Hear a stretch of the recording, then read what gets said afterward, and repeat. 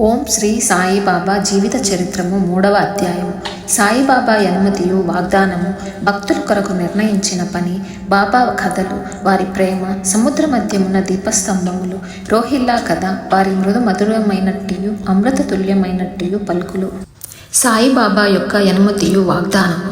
వెనుకటి అధ్యాయంలో వర్ణించిన ప్రకారము శ్రీ సాయి సచ్చరిత్ర వ్రాయుటకు బాబా పూర్తి అనుమతి నొసంగుచు ఇట్లు నుడివిరి. సచ్చరిత్ర వ్రాయు విషయములో నా పూర్తి సమ్మతినిచ్చదను. నీ పనిని నీవు నిర్వర్తించుము, భయపడకుము, మనస్సు నిలకడగా నుంచుము, నా మాటల యందు విశ్వాసముంచుము. నా లీలలు వ్రాసినచో నా విద్య నిష్క్రమించిపోవును. వానిని శ్రద్ధాభక్తులతో నెవరు వినెదరో వారికి ప్రపంచమందు మమత క్షీణించును, బలమైన భక్తి ప్రేమ కెరటములు లేచును. ఎవరైతే నా లీలలలో మునిగెదరో వారికి జ్ఞానరత్నములు లభించును. ఇది విని రచయిత మిక్కిలి సంతసించెను. వెంటనే నిర్భయుడయ్యను. కార్యము జయప్రదముగా సాగునని ధైర్యము కలిగెను. అటు పైని మాధవరావు దేశపాండే వైపు తిరిగి బాబా నిట్లనెను. నా నామము ప్రేమతో నుచ్చరించిన వారి కోరికలన్నీ నెరవేర్చదను, వారి భక్తిని హెచ్చించదను, వారి నన్ని దిశలందు కాపాడదను. ఏ భక్తులైతే మనఃపూర్వకముగా నాపై నాధారపడి ఉన్నారో వారి కథలు వినునప్పుడు మిక్కిలి సంతసించెదరు. నా లీలలు పాడువారి కంతులేని ఆనందము, శాశ్వతమైన తృప్తిని నిచ్చదనని నమ్మును. ఎవరైతే శరణాగతి వేడెదరో, నన్ను భక్తి విశ్వాసములతో పూజించెదరో, నన్నే స్మరించెదరో, నా అహంకారము మనస్సున నిలిపెదరో వారికి బంధముల నుండి తప్పించుట నా ముఖ్య లక్షణము. ప్రపంచంలోని వాటన్నింటినీ మరచి నా నామమే జపించుచు, నా పూజనే సల్పుచు, నా కథలను జీవితమున మననము చేయుచు ఎల్లప్పుడూ నన్ను జ్ఞప్తికించుకొనుదరో ప్రపంచ విషయములందెట్లు తగులుకొందురు. వారిని మరణము నుండి బయటకు లాగెదను. నా కథలే విన్నచో అది సకల రోగములు నివారించును. కాబట్టి భక్తి శ్రద్ధలతో నా కథలను వినుము, వానిని మనమున నిలుపుము. ఆనందమునకు తృప్తికి నిధియే మార్గము. నా భక్తుల యొక్క గర్వాహంకారములు నిష్క్రమించిపోవును. వినువారికి శాంతి కలుగును. మనఃపూర్వకమైన నమ్మకము కలవారికి శుద్ధ చైతన్యముతో తాదాత్మ్యము కలుగును. సాయి సాయి అను నామమును జ్ఞప్తి అందించుకున్నంత మాత్రమున చెడు పలుకుట వలన వినుట వలన కలుగు పాపములు తొలగిపోవును. భక్తులకు వేర్వేరు పనులు నియమించుట. భగవంతుడు వేర్వేరు భక్తులను వేర్వేరు పనులకు నియమించును. కొందరు దేవాలయములు, మఠములు, తీర్థములలో నడిఒడ్డున మెట్లు మొదలగునవి నిర్మించుటకు నియమితులగుదురు. కొందరు తీర్థయాత్రలకు పోదురు. నన్ను సచ్చరిత్ర వాయమని నియమించిరి. అన్ని విషయములు పూర్తిగా తెలియని వాడుటచే ఈ పనికి నాకు అర్హత లేదు. అయితే ఇంత కఠినమైన పని నేనెందుకు ఆమోదించవలెను?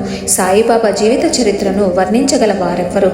సాయి యొక్క కరుణయే ఎంత కఠినమైన పని యొనర్చు శక్తి ప్రసాదించినది.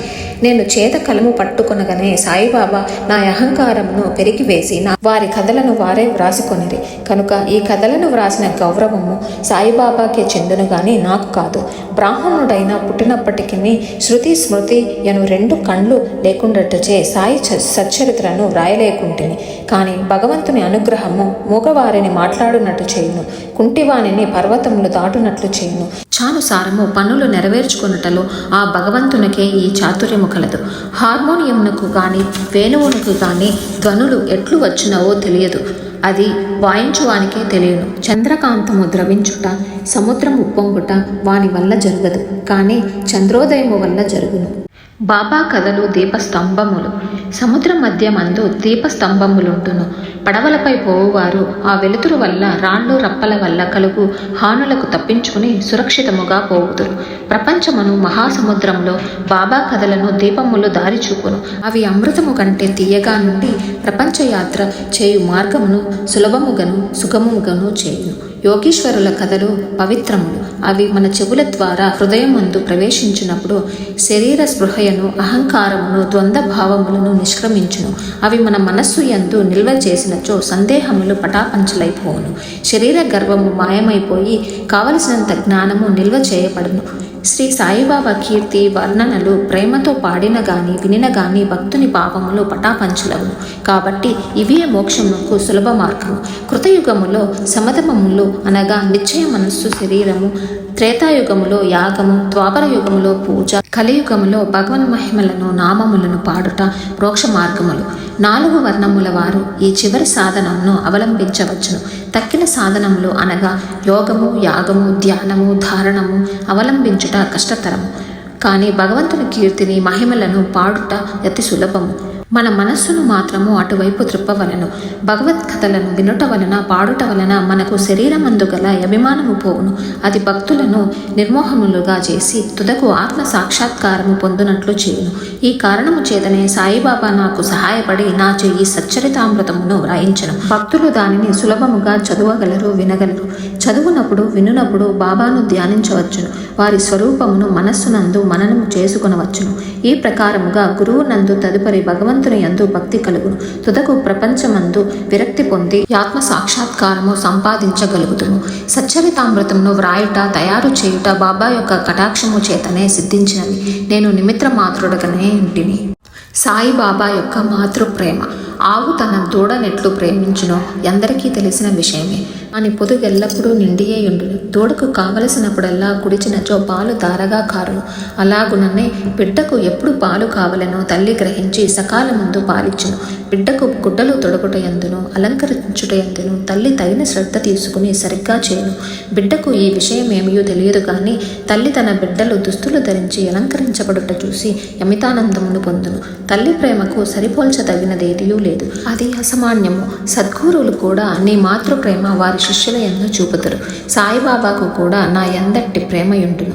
దానికి ఈ క్రింది ఉదాహరణ ఒకటి. 1916వ సంవత్సరంలో నేను సర్కారు ఉద్యోగము నుండి విరమించితిని.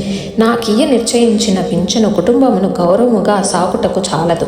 గురు పౌర్ణమి నాడు ఇతర భక్తులతో నేను కూడా షిరిడీ పోయి తిని. అణాచించనీకర్ నా గురించి బాబాతో నిట్లనను, దయచేసి వాని ఎంతో దాక్షిణ్యము చూపుము. వానికి వచ్చు పింఛను సరిపోదు. వాని కుటుంబము పెరుగుచున్నది. వానికి ఇంకేదైనా ఉద్యోగం ఇప్పించుము. వాని యాతురతను తీసివేయము. వానికి ఆనందము కలుగునట్లు చేయుము. అందులకు బాబా ఇట్లు జవాబిచ్చెను, వానికి ఇంకొక ఉద్యోగము దొరుకును. కానీ వాడిప్పుడు నా సేవలో తృప్తి పడవలెను. వాని భోజన పాత్రలు ఎప్పుడు పూర్ణముగానే ఉండును, ఎన్నటికి నిండుకొనవు. వాని దృష్టినంతయు నాపై త్రిప్పవలెను. నాస్తికుల దుర్మార్గుల సహవాసము విడవవలెను. అందరి ఏడ అనకువ నమ్రత నుండవలెను. నన్ను హృదయపూర్వకముగా పూజించవలెను. వాడిట్లు చేసినచో శాశ్వతముగా పొందును. నన్ను పూజింపుడను దానిలోని ఈ నన్ను ఎవరు అని ప్రశ్నకు సమాధానము సాయిబాబా ఎవరు అని దానిని విశదీకరించబడి ఉన్నది. మొదటి అధ్యాయమునకు పూర్వము ఉపోద్ఘాతంలో చూడుడు. రోహిల్లా కథ. రోహిల్లా కథ విన్నచో బాబా ప్రేమ ఎట్టిదో బోధపడును. పొడుగాటి వాడును, పొడుగైన చొక్కా తొడిగిన వాడును, బలవంతుడకు రోహిల్లాయకుడు బాబా కీర్తి విని వ్యామోహితుడై షిరిడీలో స్థిర నివాసము ఏర్పరచుకొనెను. రాత్రింబగళ్ళు ఖురానులోని కల్మాను చదువుచు అల్లాహు అక్బర్ అని యాంబోతు రంకె వేయునట్లు బిగ్గరగా నరచుచుండెను. పగలంతయు పొలంలో కష్టపడి పనిచేసి ఇంటికి వచ్చిన షిరిడీ ప్రజలకు నిద్రాభంగమును అసౌకర్యమును కలుగుచుండెను. కొన్నాళ్ల వరకు వారు దీన్ని నోర్చుకునేది. తుదకు బాధ ఓర్వలేక బాబా దగ్గరికెళ్ళి రోహిల్లా అరుపుల నాపముని బ్రతిమాలిరి.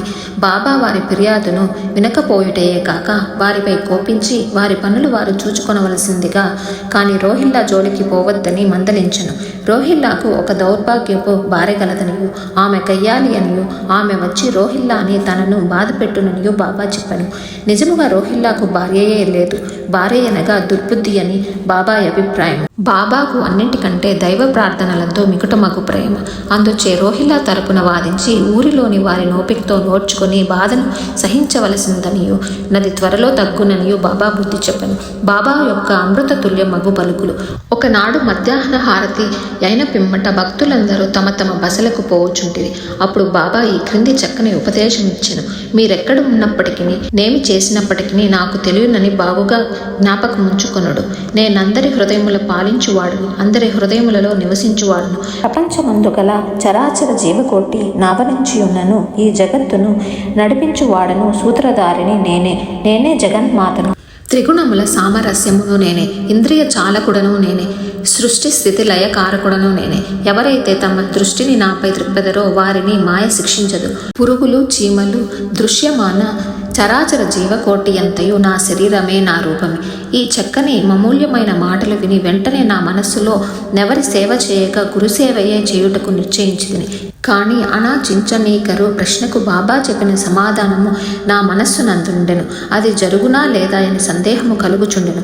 భవిష్యత్తులో బాబా పలికిన పలుకులు సత్యములైనవి. నాకొక సర్కారు ఉద్యోగము దొరికెను. కానీ అది కొద్ది కాలము వరకే. అటు పిమ్మట వేరే పని ఏదియూ చేయక శ్రీ సాయి సేవకు నా జీవితమంతయు సమర్పించితిని. ఈ అధ్యాయము ముగించక ముందు చదువురలకు నేను చెప్పేదేమనగా, బద్ధకము, నిద్ర, చంచల మనస్సు, శరీరమందభిమానము మొదలగు వాటిని విడిచి వారు తమ యావత్తు దృష్టిని సాయిబాబా కథల వైపు త్రిప్పవలెను.